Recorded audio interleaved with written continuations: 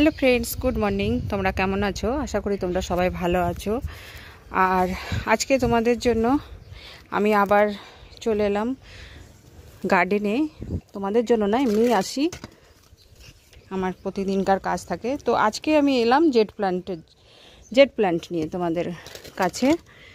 তো জেড প্ল্যান্টের ভিডিও খুব সহজেই জেড প্ল্যান্ট এবং এছাড়া আরও অনেকগুলো ভিডিও আমার চ্যানেলে রয়েছে।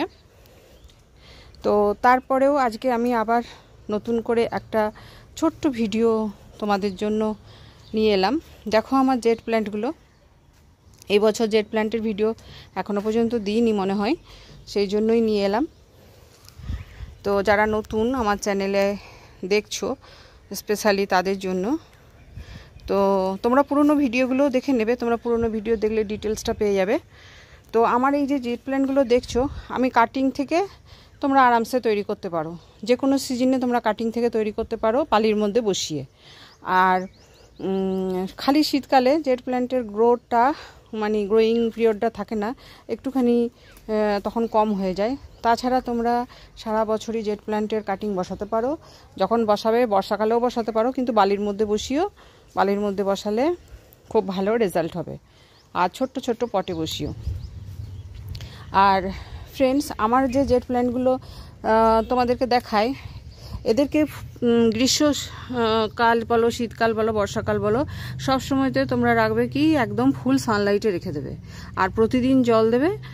আর যেটা করবে সেটা হচ্ছে ফুল সানলাইট এবং প্রতিদিন জল। তবে বর্ষাকালে তোমরা একটুখানি যেটা খেয়াল করবে, যাতে মাটি যেমন টবের গোড়ায় জল না জমে, বা ধরো লাগাতার 2 দিন 3 দিন ধরে বৃষ্টি পড়ছে আর মাটিটা সবসময় ভেজা থাকছে, তখন কি করবে, পটটাকে একটু কাত করে শুইয়ে দেবে। আর যাতে পটের যে জল বেরোয় যে জায়গাটা দিয়ে, সেই হোলটা বন্ধ হয়ে গেছে কিনা সেগুলো খেয়াল রাখবে। এমনি সব সিজনেই খেয়াল রাখবে, কিন্তু বর্ষাকালে যেহেতু প্রতিদিন বৃষ্টি হয়, সেই জন্য আমি স্পেশালি বর্ষাকালের কথা বললাম। আর সেগুলোকে ক্লিয়ার করে দেবে। আর সেরকম কিছু মানে এটার মানে ট্রিটমেন্ট নেই, ট্রিটমেন্ট করার দরকার পড়ে না এই গাছকে। খালি তোমরা নাইট্রোজেন বেসড খাবার দেবে।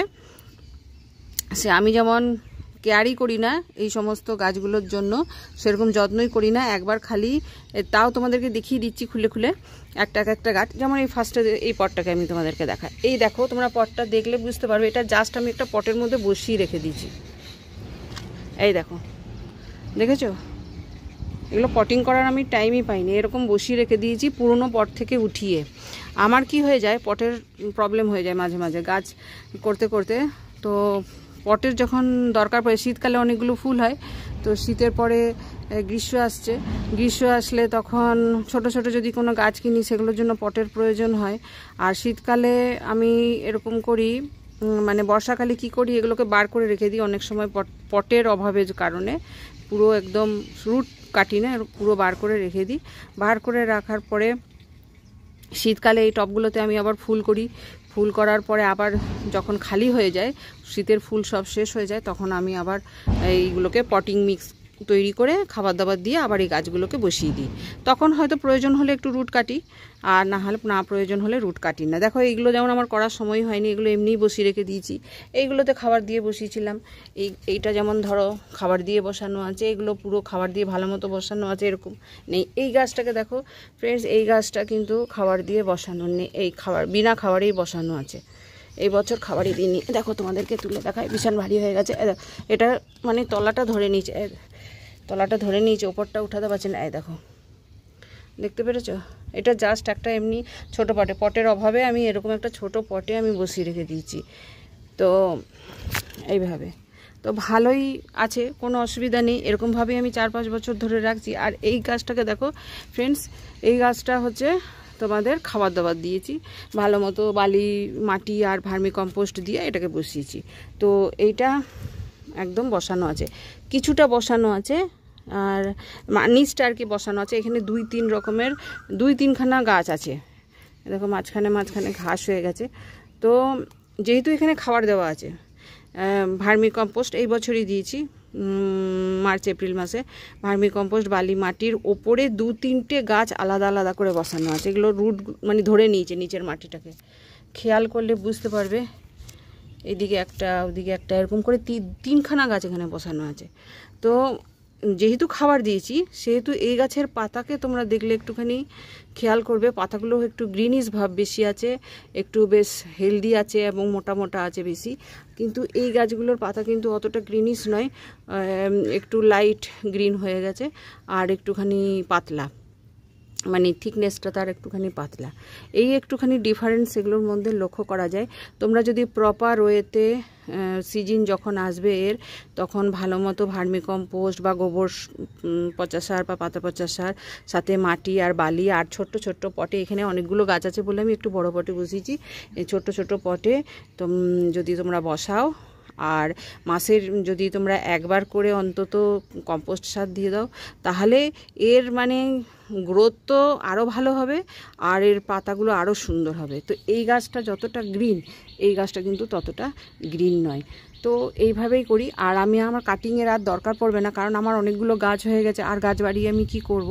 এতগুলো গাছ বাড়ালে তাদের খাবার দেওয়ারও একটা ব্যাপার আছে, তাদের পরিচর্যারও ব্যাপার আছে। তো সেই জন্য আমার কাছে এই কটাই রয়েছে। এবার এইগুলোকে তোমরা ডেকোরেশন করতে পারো নানান ধরনের, যে যেরকমভাবে পারবে। আমি এতটা সময় পাই না, তাই আমি এগুলো করি না। আর সত্যি কথা বললে তো এইগুলো অতটা করার মতো মানে ইয়েও নেই, আমার ইন্টারেস্টও নেই। তো ফ্রেন্ডস, এইভাবেই আমি জেট প্ল্যান্টকে রেখেছি। জেট প্ল্যান্ট খুবই সহজভাবে হয়, তোমরা আমার আগের ভিডিওগুলো দেখে নিও। প্রচণ্ড মানে পুরো রোদ, শীতকাল বলো, বর্ষাকাল বলো বা গ্রীষ্মকাল বলো, সব সময় তোমরা ওপেন রাখবে একে, গ্রিন নেট দেবে না, কোনো কিছুই দেবে না, পুরো ফুল সানলাইটে রাখবে, রেগুলার জল দেবে, বর্ষাকালটায় জলটা একটু খেয়াল করবে, আর ছোট পটে বসাবে। আর নেক্সট হচ্ছে যেটা ড্রেনেজ হোলটা চেক রাখবে, যাতে ড্রেনেজ হোলটা তোমাদের জাম না হয়ে যায়, জাম হলে ওটাকে ক্লিয়ার করে দেবে, ক্লিয়ার করে বালি, মাটি আর ভার্মিকম্পোস্টে বসাবে, মাটির পরিমাণটা কম দেবে, বালিটা বেশি দেবে। তো এইভাবে তোমরা করো। আর যদি খুব সুন্দর ভালো গ্রিন করতে চাও, প্রতি মাসে তোমরা ভার্মিকম্পোস্ট দেবে বা গোবর পচা সার দেবে বা পাতা পচা সার দেবে, যে কোনো একটা সার দেবে, অল্প করে 1 মুঠো করে পট অনুযায়ী। তো এর থেকে বেশি কোনো কেয়ারের দরকার নেই। জেট প্ল্যান্ট হামেশা তোমাদের ঘরে থাকবে, আরামসে হবে, খুব সুন্দরভাবে হবে। তো ফ্রেন্ডস, আজকের ভিডিও এইটুকুই। নেক্সট ভিডিওতে আবার দেখা হবে, নতুন কিছু বিষয় নিয়ে তোমাদের কাছে আসবো। By friends.